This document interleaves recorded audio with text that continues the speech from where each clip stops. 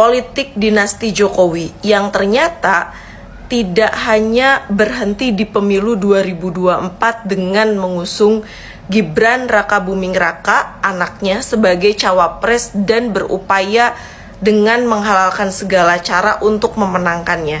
Ternyata untuk pemilihan serentak pun itu sudah didesain secara apik, anak, mantu, yang kemudian itu akan maju di Pilkada 2024. Saya selalu berpikir, gila ya, ini demokrasi macam apa?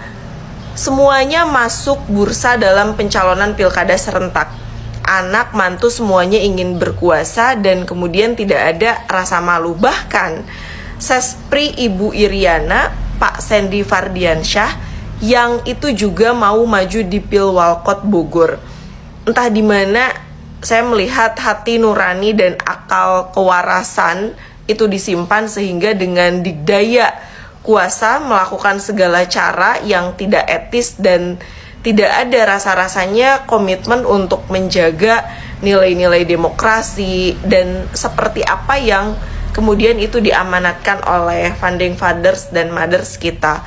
Dan demokrasi kita saat ini melihat bahwa seperti demokrasi yang tuna ada begitu ya. Kurang apa di pemilu 2024 seluruh rekayasa pemilu dari hulu hingga hilir itu dilakukan. Salah satu TKN dari Pak Prabowo Gibran yaitu Pak Muhammad Sirod yang menyampaikan bahwa beri kesempatan untuk Pak Jokowi untuk membangun keluarga politik. Karena toh yang lain juga sama sedang membangun keluarga politik. Menurut saya pernyataan ini amatlah keliru. Dinasti politik itu bukan soal keluarga. Dinasti itu mengacu pada cara berpolitik zaman dinasti di mana kekuasaan itu diberikan secara turun-menurun gitu ya. Bukan atas dasar kapasitas, bukan atas dasar kapabilitas.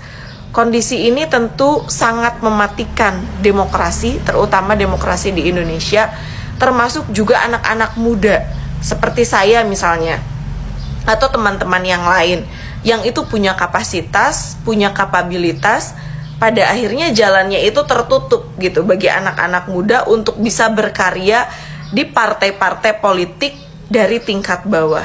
Terutama akan sangat sulit untuk anak-anak muda yang mereka punya kapasitas, punya kapabilitas, tetapi tidak memiliki payung kekuasaan.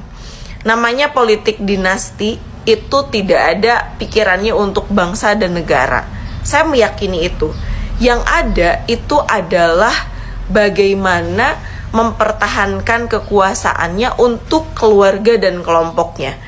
Jika begitu, tentu bukan mustahil keuangan negara itu akan habis untuk mempertahankan kuasanya mereka.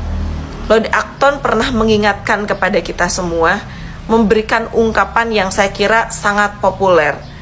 Power tend to corrupt, but absolute power corrupt absolutely. Kekuasaan cenderung korup dan kekuasaan itu mutlak menghasilkan korup yang mutlak. Dan ini I think the current political situation is happening in Indonesia. Jadi kejahatan korupsi, kolusi, nepotisme dan yang ada di Indonesia itu terus-menerus terjadi, dan ini adalah paling parah menurut saya di era reformasi. Politik dinasti semakin menjadi-jadi.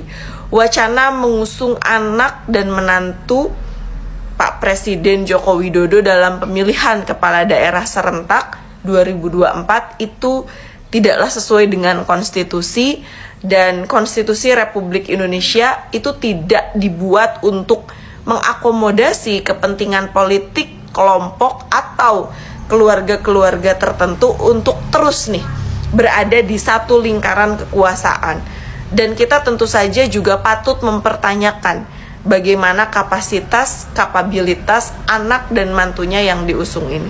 Praktek politik dinasti, teman-teman, itu dianggap membahayakan. Kenapa? Karena saat ini ada kecenderungan pemimpin bersikap lebih condong kepada kehendak kekuasaan daripada mematuhi aturan perundang-undangan yang sudah sama-sama ditetapkan bersama. Menurut teman-teman, demokrasi kita hari ini sedang ada dalam bahaya. Apa yang kemudian akan teman-teman lakukan untuk melihat situasi seperti ini dan bagaimana arah ke depan nih, terutama dalam jangka pendek saja kita akan menghadapi pemilihan serentak 2024 yang berdasarkan putusan MK itu harus sesuai dengan jadwal yang sudah ditetapkan, yaitu 27 November 2024. Tidak boleh dimajukan misalnya sebelum pelantikan presiden di tanggal 20 Oktober 2024, itu misalnya pilkadanya menjadi maju jadi September 2024.